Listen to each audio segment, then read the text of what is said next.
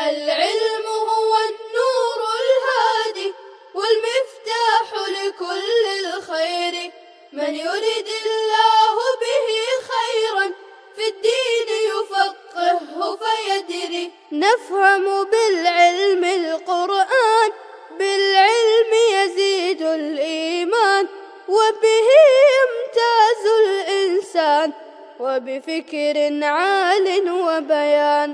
تنزل بالعلم الرحمات، بالعلم تنال الجنات، وبه ترتفع الدرجات، وتضاعف فيه الحسنات.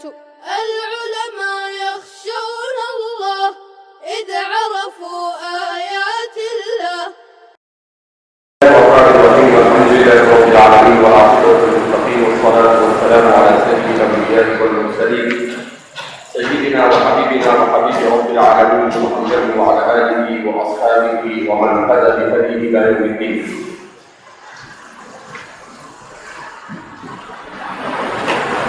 وبالسند المتصل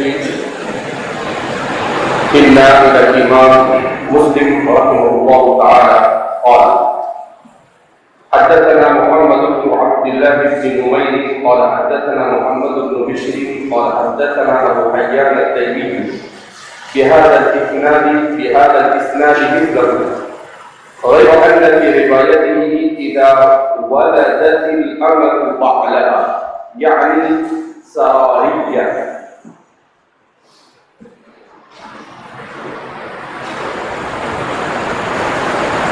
پہلا باب قریب الفرم ہے، ایک لفظ کا اختلاف مصنف نے اپنے شیخ محمد بن عبداللہ بن نمیر کے حوالے سے روایت میں پایا، لہذا اس بنا پر اس کو یہاں پر بیان کر رہے ہیں۔ محمد بن عبداللہ بن نمیر الحمدانی الکوفی ثقہ اور حافظ راوی ہے، سن ہجری 234 میں ان کا انتقال ہوا۔ وہ بیان کرتے ہیں حدثنا محمد بن بشر، محمد بن بشر سے محمد بن بشر العبدی ابو عبداللہ الکوفی، یہ بھی ثقہ راوی ہے، کوفہ سے ان کا تعلق ہے۔ حدثنا ابو حیان التیمی، وہ روایت کرتے ہیں ابو حیان التیمی سے جن کا نام ہے یحییٰ بن سعید بن حیان، قبیلہ تیم سے تعلق ہونے کی وجہ سے انہیں تیمی کہا جاتا ہے۔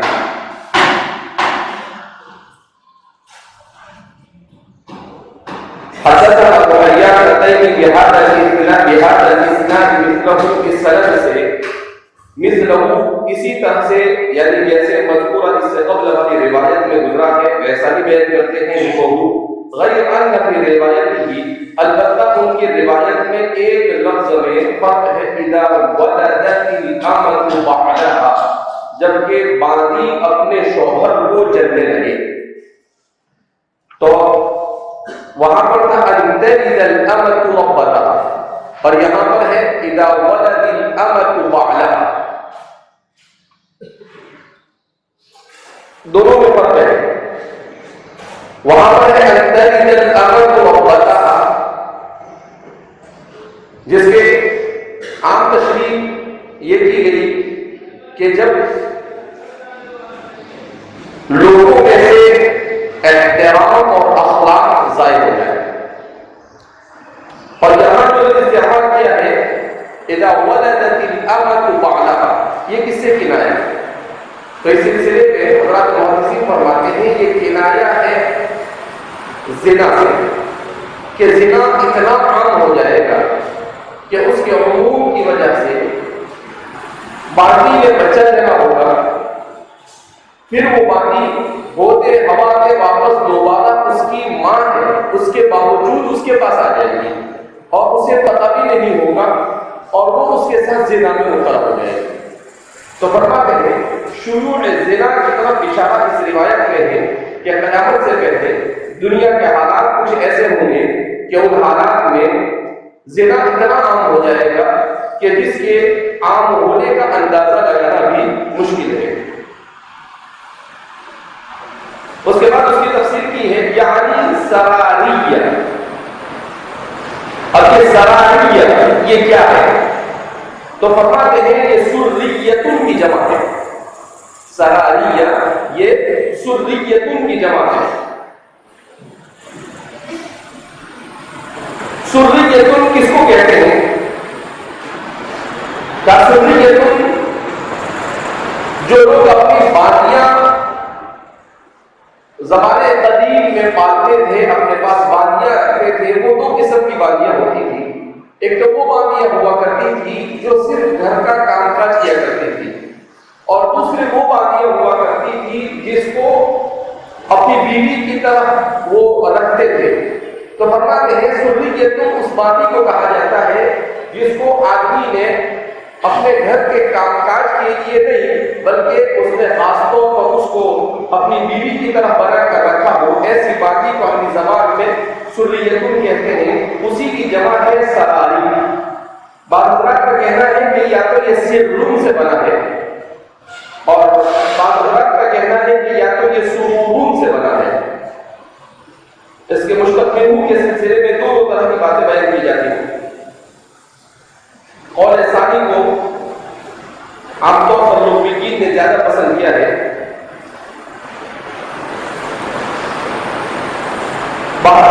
اس حدیث میں خاص طور پر یہی بتانا موجود تھا کہ جس میں یہ کہا نبی کریم صلی اللہ علیہ وسلم کے قیامت کی نشانیوں میں سے ایک نشانی یہ ہے کہ زنا عام ہو جائے گا. اللہ رب العزت اس طرح کے ہر برائی اور ہر گناہ کبیرہ و صغیرہ سے ہم سب کی حفاظت فرمائے. وبالسند المتصل منا الى الامام مسلم رحمه الله تعالى قال حدثني زهير بن حرب قال حدثنا جرير عن عمارة وهو ابن القعقاع عن ابي زرعة عن ابي هريرة رضي الله عنه وعنهم اجمعين قال رسول الله صلى الله عليه وسلم سلوني فهابوه ان يسألوه فجاء رجل فجلس عند ركبتيه فقال يا رسول الله ما الإسلام؟ قال لا تشرك بالله شيئا وتقيم الصلاة وتؤتي الزكاة وتصوم رمضان. قال صدقت. قال يا رسول الله ما الإيمان؟ قال أن تؤمن بالله وملائكته وكتابه ولقائه ورسله وتؤمن بالبعث وتؤمن بالقدر كله. قال صدقت. قال يا رسول الله ما الإحسان؟ قال أن تخشى الله كأنك تراه فإنك إن لم تكن تراه فإنه يراك. قال صدقت. قال يا رسول الله متى تقوم الساعة؟ قال ما المسؤول عنها بأعلم من السائل سأحدثك عن أشراطها.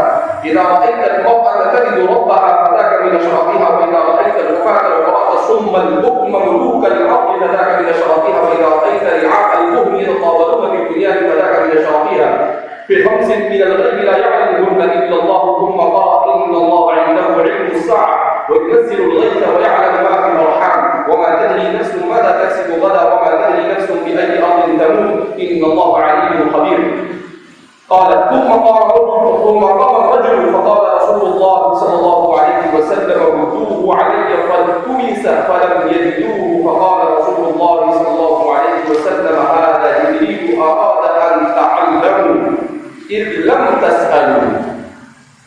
اس روایت میں حدیث کے سبب ورود کو دیکھا جاتا ہے. جیسے آیات مبارکہ کا سبب نزول ہوتا ہے کہ آیت کیوں نازل ہوئی، اسی طریقے سے احادیث مبارکہ میں ہر حدیث کا تو نہیں لیکن بعض احادیث ایسی ہوتی ہے جس کا سبب ورود ہوتا ہے. سبب نزول کے جاننے سے آیتوں کی تفہیم اور آیتوں کے سیاق و سباق کو جاننے سے سمجھنا آسان ہوتا ہے اور اس کا پس منظر معلوم ہوتا ہے. اسی طریقے سے روایات کو سمجھنے بھی اس چیز کی سہولت ہوتی ہے. اب شروعات سے مصنف مسلسل بیان کیے جا رہے ہیں کہ حضرت جبریل علیہ السلام آئے، جبریل علیہ السلام آئے تو سوال ذہن میں ہوتا تھا کہ حضرات صحابہ موٹے موٹے سوال تھے، اسلام کیا ہے، ایمان کیا ہے، احسان کیا ہے. تو حضرات صحابہ ان سوالات یہ سوالات خود صحابہ کر سکتے تھے، صحابہ نے نہیں کیے اور حضرت جبریل علیہ السلام کو کیوں زحمت اٹھانی پڑی. تو اس حدیث مبارک میں اس کا جواب دیا جاتا ہے کہ حضرات صحابہ نے سوال کرنا کیوں بند کر دیے. تو اس سلسلے میں بیان کیا جاتا ہے جیسا کہ اس روایت میں بھی بیان کرتے ہیں جریر کے حوالے سے. اس اس روایت کو بیان کرتے ہیں جریر سے مراد کون ہے، تو فرماتے ہیں جریر بن عبد الحمید الکوفی، یہ کوفہ کے تھے مگر رئی میں جا کر بس گئے تھے اور وہاں کے قاضی بنائے جاتے تھے۔ جریر بن عبد الحمید الضبی الکوفی ثقہ راوی ہے۔ اللہ فرماتے ہیں کہ کان فی آخر عمرہ یدنو من حفظہ، آخری عمر میں ان کو کبھی کبھی وہم ہو جاتا تھا اپنے حفظ کی جو روایتیں تھیں اس میں۔ دوسرے راوی ہے عمر ابن القعقاع، تو عمر ابن القعقاع بن شبرمہ الضبی الکوفی، یہ ایک اور مشہور راوی ہے عبداللہ بن شبرمہ، یہ ان کے جہیزات بھائی ہیں، دونوں ہی احادیث مبارکہ کے ثقہ راویوں میں دونوں کا شمار کیا جاتا ہے۔ اس کتاب میں بھی تقریباً 26 حدیثیں ہیں۔ اب یہاں سوال یہ پیدا ہوتا ہے کہ مصنف نے پہلے تو بیان کیا حدثنا عمر، اور پھر اس کے بعد سیدھا ابن القعقاع کہنے کے بجائے وہ ابن القعقاع اور عمر ابن القعقاع نہیں کہا، تو فرماتے ہیں کہ ایسا اس لیے کہ مصنف نے کہ ان کے جو شیخ تھے انہوں نے جب روایت کو بیان کیا اس وقت صرف عمارہ بیان کیا اور ابن القعقاع کا ذکر نہیں کیا تھا۔ مصنف نے اپنی طرف سے وہ ابن القعقاع کا اضافہ کیا۔ یہ ہے احتیاط ہمارے محدثین کا، کیسا نہیں کہ کچھ نے آپ کے والد کا نام لے لیا ہے، تو اگر وہ عمارہ ابن القعقاع سیدھا بیان کرتے تو ایسا محسوس ہوتا جیسا کہ ان کے شیخ نے ان کو یہ لفظ بیان کیا، تو چونکہ شیخ نے ان کو یہ لفظ نہیں بیان کیا تھا اس لیے انہوں نے وہ ابن القعقاع کہہ کر اس کی طرف اشارہ کیا کہ عمارہ چونکہ بہت سارے راوی ہیں تو یہاں پر عمارہ سے کہیں کسی کو التباس نہ ہونے پاوے، اس وجہ سے یہاں پر عمارہ کے والد کی تعین کر دی کہ وہ ابن القعقاع، تاکہ وضاحت ہو جائے۔ اس کے بعد آگے فرماتے ہیں کہ رسول اللہ صلی اللہ علیہ وسلم نے کہا سلونی، آپ صلی اللہ علیہ وسلم نے کہا مجھ سے سوال کرو۔ اب نبی کریم صلی اللہ علیہ وسلم نے صحابہ کو کہا سوال کرو، اس کے باوجود حضرات صحابہ نے سوال نہیں کیا۔ کیوں سوال نہیں کیا اس کی وجہ بھی بیان کر رہے ہیں۔ در حقیقت سورہ مائدہ کی آیت جس میں حضرات صحابہ کرام رضی اللہ تعالی عنہم اجمعین کو سوال کرنے سے روکا گیا، لا تسألوا عن اشیاء ان تبد لکم تسؤکم، کہ تم سوال نہ کرو ایسی چیزوں کا کہ اگر وہ تمہارے سامنے ظاہر کر دی جائے تو تمہیں تکلیف پہنچے، جیسا کہ اس سے قبل بھی یہ بات آ چکی ہے اور بات سنی ہوگی آپ نے کہ اس آیت کریمہ کا سبب نزول یہ ہے کہ ایک صحابی نے نبی کریم صلی اللہ علیہ وسلم سے آ کر کہا اللہ کے رسول صلی اللہ علیہ وسلم این ابی ابی الجنت ام فی النار، میرا والد کہاں ہے؟ زمانے جاہلیت میں ان کا انتقال ہو گیا تھا، ایمان نہیں لائے تھے، یعنی ایمان کے ابھی بعثت رسول نہیں ہوئی تھی، زمانے غفلت میں انتقال ہو گیا ہے۔ تو آپ صلی اللہ علیہ وسلم خاموش رہے، پھر انہوں نے سوال کیا تھوڑی دیر کے بعد این ابی، میرے والد کہاں ہے؟ فی الجنت ام فی النار، حضور پھر خاموش رہے، لیکن دیہاتی صحابی ہوں گے تو یہ بسیج رہے، تھوڑی دیر بعد پھر سوال کیا این ابی، کہاں ہے میرے والد؟ آپ صلی اللہ علیہ وسلم پر وہاں تک کہ یہ یہاں ہو گیا کہ آپ کو بدلا دیا گیا کہ وہ جہنم میں، تو آپ صلی اللہ علیہ وسلم نے جب انہوں نے اصرار کیا تو حضور نے کہا فی النار۔ اب جیسے حضور نے ایسا کہا تو ان کے چہرے کا رنگ کیا ہو گیا، پھٹ پڑ گیا، اس لیے کوئی بھی پسند نہیں کرے گا اس بات کو۔ تو قرآن کریم کی آیت کریمہ نازل ہوئی لا تسألوا عن اشیاء ان تبد لکم تسؤکم، کہ تم ایسے سوال نہ کرو کہ اگر وہ ظاہر ہو جائے تو پھر تمہیں برا لگے، تمہیں تکلیف پہنچے اور تم پریشانی میں مبتلا ہو۔ تو اب اس کے بعد سے حضرات صحابہ نے سوال کرنا بند کر دیا، صحابہ ڈر گئے۔ حالانکہ قرآن دوسری طرف کہتا ہے فَاسْأَلُوا أَهْلَ الذِّكْرِ إِن كُنتُمْ لَا تَعْلَمُونَ کہ اگر نہیں معلوم ہے تو سوال کرو. مگر صحابہ پر ایک قسم کی ہیبت تاری ہو گئی. اسی لیے اس روایت کے اندر خود فرماتے ہیں، راوی نے خود بیان کیا کہ حضرات صحابہ سے حضور کہہ رہے ہیں کہ سوال کرو فَهَابُوهُ أَن يَسْأَلُوا. تو حضرات صحابہ پر ایک قسم کی ایسی ہیبت تاری ہو گئی کہ وہ سوال نہیں کر پا رہے. کیوں؟ اس لیے کہ انہیں ڈر لگ رہا تھا کہ کہیں میرا سوال ایسا نہ ہو جو قرآن کریم میں کہتا ہے لا تسألوا عن اشیاء اس میں سے ہو. اور اگر ایسا سوال ہو جائے تو قرآن کریم کی تعلیمات کے بھی خلاف ہوگا، نبی کریم صلی اللہ علیہ وسلم کو بھی تکلیف ہوگی. تو اس لیے وہ لا یعنی قسم کا اپنے ہر سوال کو وہ لا یعنی قسم کا سمجھنے لگے. لہٰذا اس بنا پر حضرات صحابہ نے سوال کرنا چھوڑ دیا، کوئی سوال ہی نہیں کرتا تھا. کافی دنوں تک حضور کی مجلس کے اندر میں ایسا ہوتا تھا کہ یا تو حضور خود بیان کر دیتے تھے مگر کوئی سوال کرنے کے لیے تیار نہیں ہوتا تھا. اسی لیے ایک اور مقام پر حضرت انس بن مالک فرماتے ہیں کہ ہم لوگ دیہاتیوں کا انتظار کرتے تھے کہ یرد علینا اعرابی، کہ کوئی اعرابی ہماری مجلس میں آ جائے، کیونکہ اس کو کچھ پتہ ہوتا نہیں تھا. لا تسألوا عن اشیاء کا اسے علم نہیں ہوتا تھا. اب وہ آتا تھا اور کچھ بھی سوال کرتا تھا تو کہا کہ ہم کسی دیہاتی کو آتا ہوا دیکھ لیتے تھے تو ہم بہت خوش ہو جاتے تھے کہ آج یہ کچھ سوال کرے گا اور ہم کو جاننے کا کیا ہوگا، ملے گا. تو فرماتے ہیں کہ صحابہ پر ہیبت تاری ہو گئی کہ وہ سوال کرے. اب جب صحابہ بالکل خاموش ہو گئے تو پھر فجاء رجل، تو اب اللہ رب العزت نے جبریل کو بھیجا کہ بھائی کوئی بات نہیں، ان کی ہیبت کو توڑ کراؤ اور انہیں سکھا کراؤ کہ نہیں ضرورت کے سوال کرنے چاہیے. اب وہ ضرورت کے سوال کیا ہو سکتے ہیں؟ تو جبریل نے ویسے ہی سوالات کرتی ہے کہ تم اپنے پرائیویٹ سوالات مت کرو بلکہ تم دین سے متعلق سوال کرو، اس میں کوئی حرج نہیں. تو اس لیے حضرت جبریل علیہ السلام نے آ کر ایسے ہی سوالات کیے جس کا تعلق مکمل طور پر دین سے ہے، ذرا برابر بھی دین سے ہٹ کر اس کا تعلق نہیں ہے. تو فرماتے ہیں وجہ اول فجلس عند ركبتيه، اس کے بعد پوری روایت ہے یا رسول اللہ مل اسلام. تو پتہ کیا چلا، یہ سبب ورود ہو گیا کہ جبریل اس لیے آئے کہ صحابہ نے ہیبت کی وجہ سے سوالات کرنا چھوڑ دیا تھا اور جبریل نے آ کر حضرات صحابہ کرام رضوان اللہ تعالیٰ عنہم اجمعین کو گویا کہ سکھایا. کیا سکھایا؟ کہ تم براہ راست جن سوالوں کا تعلق دین سے ہے ویسے سوال کرو. تو اس طرح سے حضرات صحابہ نے اس کے بعد پھر احتیاط کے ساتھ دین سے متعلق جو سوالات تھے ایسے سوالات کرنا کیا کر دیا، شروع کر دیا. اور اس کے بعد اس روایت میں وہی ساری چیزیں بیان کی گئی جو اس سے پہلے بیان کی گئی ہے. البتہ صرف ایک جگہ پر تھوڑا سا اللہ کے رسول صلی اللہ علیہ وسلم نے اشراط الساعہ کو بیان کرتے ہوئے ارشاد فرمایا کہ اذا رأيت الحفاة العراة الصم البكم، جب تو دیکھے گا ننگے پیر اور ننگے بدن جو لوگ ہیں اور جو الصم البکم اور گونگے اور بہرے، گونگے اور بہرے.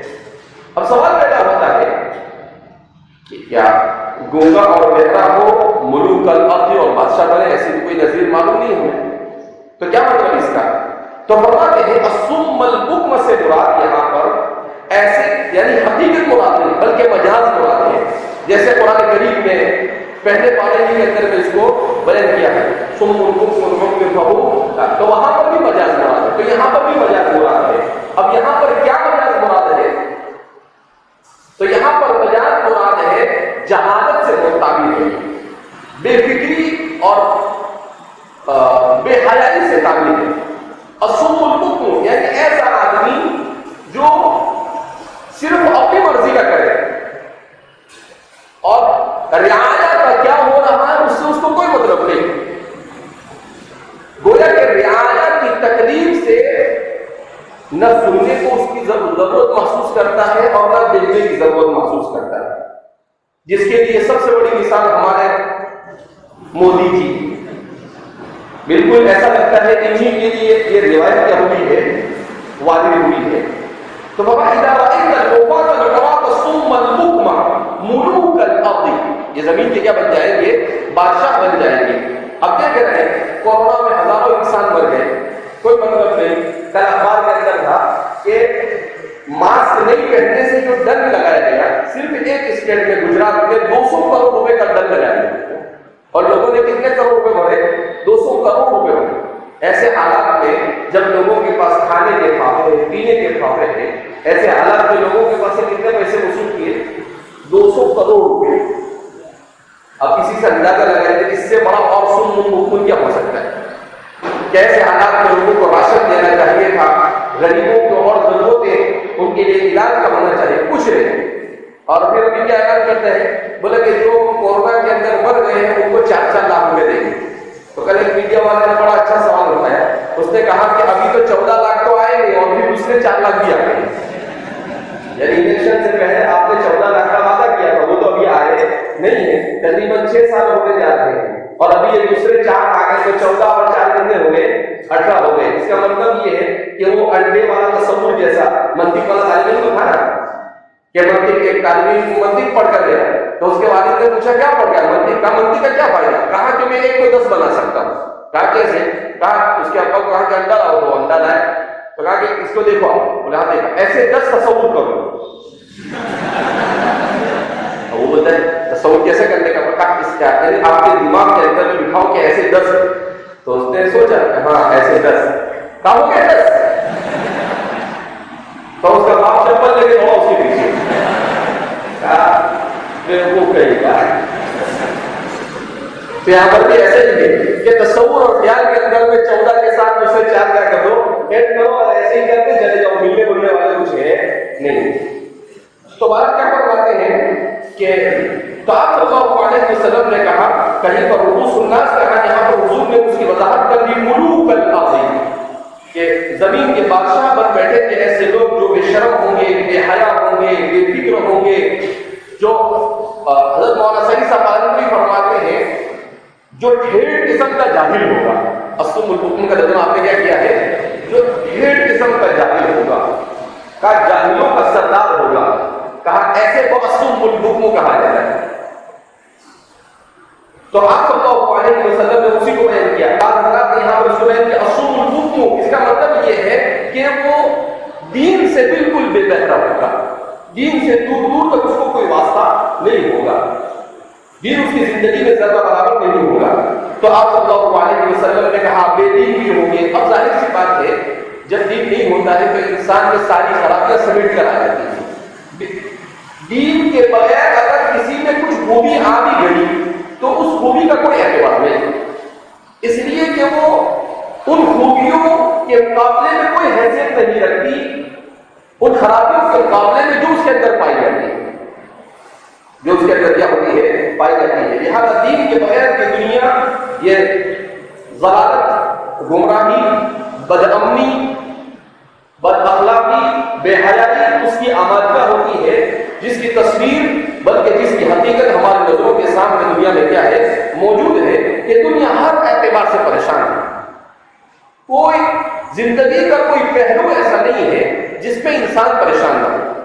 یہ صرف اس کی وجہ سے کہ انسان نے اللہ کے بھیجے ہوئے دین کو کیا کر دیا، ترک کر دیا اور چھوڑ دیا۔ فدا کا بھی نشرات کیا، اسی طرح حضور نے فرمایا کہ وَإِذَا رَأَيْتَ رِعَاءَ الْبَهْمِ، اس سے پہلے گزر چکا ہے تَطَاوَلُونَ بِالْبُنْيَانِ کہ جانوروں کو چرانے والے۔ البہم کے سلسلے میں کسی نے کہا البہم کہتے ہیں سیاہ اور کالے کو، کسی نے کہا کہ البہم کہتے ہیں جانور کو جو جانور آتے ہیں، اور کسی نے کہا کہ البہم کہا جاتا ہے تاریکی کو۔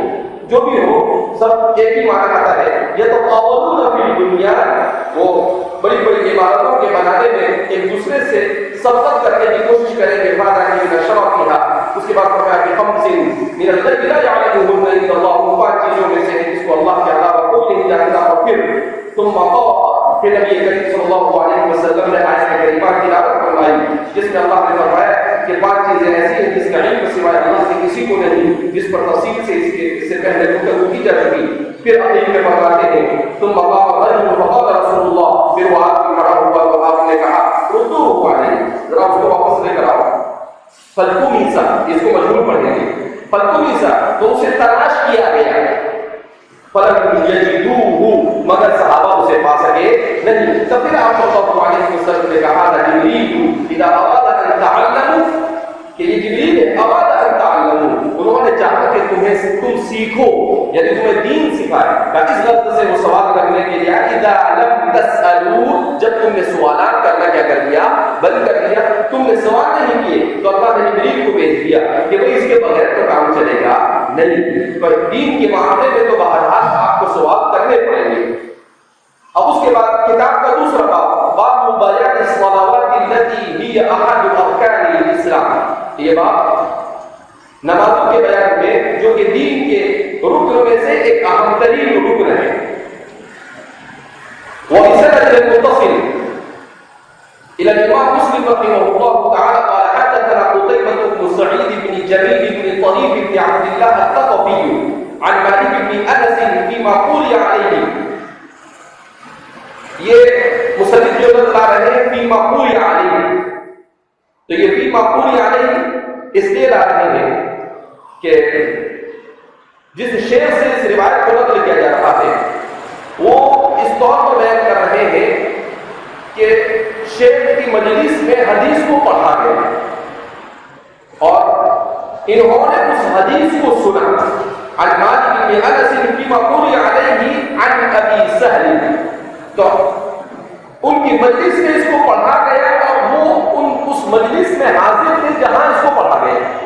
اس کو دو الفاظ سے تعبیر کیا جاتا ہے القراءۃ علی الشیء، یہ اجازت کی قسم ہے، اجازت الحدیث کی قسم ہے. اور دوسرا اس کو لفظ اس کے استعمال کیا جاتا ہے اصطلاح محدثین میں، جس کو کہتے ہیں عرض علی الشیء.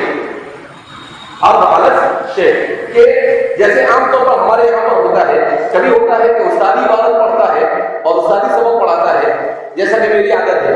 اور بعض لوگ ایسا اساتذہ ایسے ہوتے ہیں کہ بھائی طالب علم کو کیا کرتا ہے، عبادت پڑھتا ہے، دوسرے سارے ساتھی سنتے ہیں اور پھر استاد کو اس پر جو کلام کرنا ہو وہ کلام کرتا ہے. یہ ہے عرض علی الشیء. تو یہ جو طریقہ ہے اس کو کیا کہتے ہیں؟ عرض علی الشیء، اور اسی کو قراءۃ علی الشیء ہے. تو کسی انداز میں اس روایت کو لیا ہے، اس وجہ سے فرما رہے ہیں. تو فرماتے ہیں فيما قرئ عليه عن ابي سهيل عن ابيه انه سمع طلحة بن عبيد الله يقول جاء رجل الى رسول الله صلى الله عليه وسلم من اهل نجد سائر الراس دونوں پڑھ سکتے ہیں، سائر الراس اور سائر الراس. نسمع سائر الراس پڑھیں گے تو اس صورت میں حال ہوگا، اور سائر الراس پڑھیں گے تو اس صورت میں صفت بنے گا یا خبر بنے گا. نسمع دوي صوته ولا نفقه ما يقول حتى دنا من رسول الله صلى الله عليه وسلم فإذا هو يسأل عن الإسلام فقال رسول الله صلى الله عليه وسلم 5 صلوات في اليوم والليلة. فقال هل علي غيرهن؟ قال لا إلا أن تطوع وصيام شهر رمضان. فقال هل علي غيره؟ فقال لا إلا أن تطوع. وذكر له رسول الله صلى الله عليه وسلم الزكاة. فقال هل علي غيرها؟ قال لا إلا أن تطوع. قال فأدبر الرجل وهو يقول والله لا أزيد على هذا ولا أنقص منه. فقال رسول الله صلى الله عليه وسلم أفلح إن صدق. تو سب سے پہلے اس روایت کو بیان کرتے ہیں مصنف قتیبہ بن سعید سے، اور مصنف نے خود ہی ان کے پورے نام کو بیان کر دیا ہے. قتیبہ بن سعید البغلانی الثقفی البغلانی ثقہ راوی ہے. سن ہجری 240 میں ان کا انتقال ہوا، 90 سال کی عمر میں. یہ روایت کرتے ہیں حضرت مالک بن انس، آپ کا پورا نام ہے مالک بن انس بن مالک بن ابی عامر الاشبہی، قبیلہ اشبہ سے تعلق ہے، اس لیے آپ کو امام دار الہجرہ کہا جاتا ہے. فقہاء اربعہ میں سے ان کا شمار ہوتا ہے. ان کی کنیت ابو عبداللہ. ان کے سلسلے میں بیان کیا جاتا ہے رأس المتقین، اپنے زمانے میں متقیوں کے گویا کے سردار تھے. وہ کبیر المتثبتین، اور سبق جو راوی تھے ان میں سب سے بڑے ان کا شمار، سب سے بڑے مانے جاتے تھے. ان کا انتقال سن ہجری 179 میں ہوا. ان کے حدیث پر سب سے پہلے ابواب فقہ کی ترتیب میں احادیث رسول صلی اللہ علیہ وسلم کا کام انجام دینے والے یہ حضرت امام مالک ہے. وہ روایت نقل کرتے ہیں ابو سہیل نافع بن مالک بن عامر الاشبہی سے، مدنی. چونکہ امام مالک پوری زندگی آپ نے مدینہ ہی کے اندر میں گزاری ہے، اور حضرات صحابہ کے بعد آپ نے حضرات تابعین کا زمانہ پایا، لہذا اس بنا پر آپ کو مدینہ سے باہر جانے کی کوئی زیادہ ضرورت بھی نہیں تھی، اس لیے کہ اس زمانے میں مدینہ منورہ یہ علوم ابی ہریرہ اور علوم عائشہ اور دیگر صحابہ کبار صحابہ جو وہاں پر تھے ان لوگوں کا سب سے بڑا مرکز تھا، تو مزید ان کو کہیں اور جانے کی ضرورت نہیں پڑی اور آپ نے پوری زندگی وہیں پر کیا کرتی گزار دی۔ ابو سہیل وہ روایت کرتے ہیں ابو سہیل سے، ابو سہیل کون ہے؟ نافع بن مالک الاسلمی، ان کا نام ہے نافع۔ وہ اپنے والد سے روایت کرتے ہیں، ابو ان کے والد کون ہے؟ مالک بن ابی عامر الاسلمی، ایک ہی خاندان سے سب کا تعلق ہے راویوں کا۔ اور وہ بیان کرتے ہیں حضرت طلحہ بن عبید اللہ سے، طلحہ بن عبید اللہ القرشی التیمی، ابو محمد آپ کی کنیت ہے، اور یہ مہاجر صحابہ میں سے ہیں۔ نبی کریم صلی اللہ علیہ وسلم کے پشت سے 7ویں جد امجد پر یہ حضور کے ساتھ مل جاتے ہیں۔ حضرت طلحہ بن عبید اللہ عشر مبشرہ میں سے ان کا شمار ہوتا ہے کہ جن کو نبی کریم صلی اللہ علیہ وسلم نے ایک ہی مجلس میں جنت کی بشارت دی تھی، اور خود نبی کریم صلی اللہ علیہ وسلم نے ان کے سلسلے میں احد کے موقع پر فرمایا یوم احد یوم طلحہ تھا، کہ احد کے دن سب سے زیادہ بہادری کا اور نبی کریم صلی اللہ علیہ وسلم پر جانثاری کا اگر کسی نے فریضہ انجام دیا تو وہ تھے حضرت طلحہ بن عبید اللہ۔ آپ نے حضور کو شہید کرنے کے لیے جتنی کوششیں کفار کی طرف سے کی ان کی آپ نے مکمل دفاع کیا، آپ کے بدن پر کئی تیر آ کر لگے، مگر آپ نے نبی کریم صلی اللہ علیہ وسلم کو کسی صورت میں تکلیف نہ پہنچے اس کے لیے مکمل آپ نے کوشش کی۔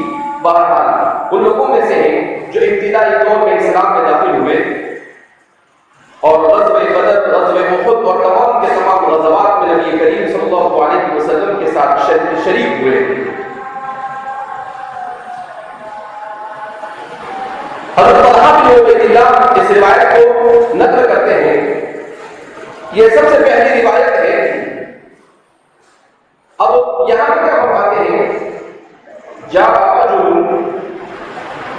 انه سمع طلحہ بن عبید اللہ کہ مالک بن ابی عامر نے حضرت طلحہ سے سنا، یقول وہ فرماتے ہیں جاء رجل الى رسول اللہ صلی اللہ علیہ وسلم، کہ ایک شخص نبی کریم صلی اللہ علیہ وسلم کی خدمت اقدس میں حاضر ہوا۔ اب یہ شخص کون ہے؟ بعض حضرات نے کہا کہ یہ ہے حضرت زمام بن ثعلبہ، حضرت زمام بن ثعلبہ۔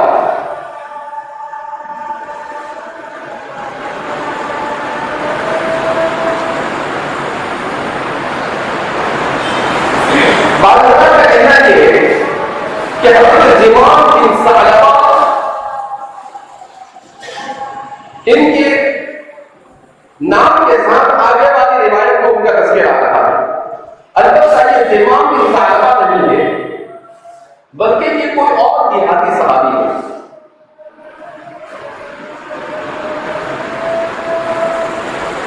تو حضرات محدثین میں امام قرطبی کی رائے ہے کہ دونوں الگ الگ ہے، زمام بن ثعلبہ والی روایت الگ ہے اور یہ روایت الگ ہے، اور حضرت امام بخاری کی رائے یہ ہے کہ رجل سے بھی زمام بن ثعلبہ مراد ہے، اور جس روایت میں زمام بن ثعلبہ کا تذکرہ ہے اس سے مراد بھی، البتہ عام طور پر محدثین نے امام قرطبی کی رائے کو راجح قرار دیا ہے کہ یہ دو الگ الگ حدیثیں ہیں۔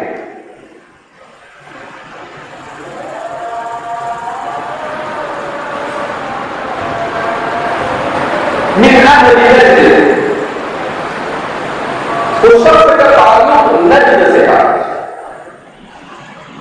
اصل میں نجد کہتے ہیں زمین سے اٹھے ہوئے حصے، بہت زیادہ اٹھا ہوا ہو تو اسے جبل کہا جاتا ہے، اور تھوڑا سا اٹھا ہوا حصہ ہو تو اسے کیا کہا جاتا ہے؟ نجد۔ بعض حضرات کا کہنا ہے کہ نجد کہا جاتا ہے جو پہاڑ کی طرح اٹھا ہوا نہ ہو، بلکہ اس طرح سے اٹھا ہوا ہو کہ اس کا اٹھا ہوا ہونا محسوس نہ ہو، صرف اونچی جگہ پر وہ واقع ہو، صرف کہاں پر واقع ہو؟ اونچی جگہ پر وہ واقع ہو. جیسے بعض جگہ ایسی ہوتی ہے کہ آپ گاڑی سے اگر جاؤ تو ایسا لگتا ہے آپ کو اوپر آ گیا، پھر اوپر پہنچنے کے بعد آپ نیچے نہیں اترتے اور وہیں کے وہیں جگہ کیا ہو جاتی ہے، لوگوں کے مکانات اور بستیاں کیا ہو جاتی ہے، شروع ہو جاتی ہے. جیسے کہ یہاں پر 40 گاؤں کا جو گھاٹ ہے، اس گھاٹ میں بھی آپ دیکھیں گے اوپر جاتے ہیں، اوپر جانے کے بعد زیادہ اوپر اترتے نہیں اور اوپر کے اوپر ہی بستیاں. تو کہا ایسے علاقے کو کیا کہا جاتا ہے؟ جو تھوڑا بلندی پر واقع ہو، ایسے علاقے کو نجد کہا جاتا ہے. تو فرماتے ہیں کہ اس کا تعلق جزیرۃ العرب کی اس جگہ سے تھا جو کچھ بلندی پر واقع ہے، اور یہ عراق کی سرحد سے ملا ہوا علاقہ، عراق کی سرحد سے ملا ہوا جو علاقہ ہے حجاز المقدس کا، اس علاقے کو نجد کہا جاتا ہے.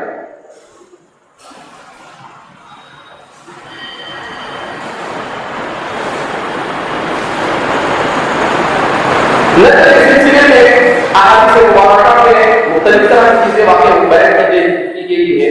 بعض احادیث میں اشراط الساعہ کے ذیل میں بیان کیا گیا ہے کہ نجد سے فتنہ کھڑا ہوگا، اور چونکہ اس وقت آل سعود جو ہے ان کا تعلق بھی نجد سے ہے، اس لیے بعض حضرات اس کو انہی کے ساتھ کیا کرتے ہیں، منطبق کرتے ہیں کہ یہی مراد ہے. اور بعض حضرات کا کہنا یہ ہے، اب ان کے جو علماء ہیں وہ کہتے ہیں کہ نہیں یہ نجد نہیں، وہ دوسرا نجد ہے، اور پھر اس کے بعد اس کو کہیں اور لے جانے کے کرتے ہیں، کوشش کرتے ہیں. اللہ عالم بحقیقت الحال.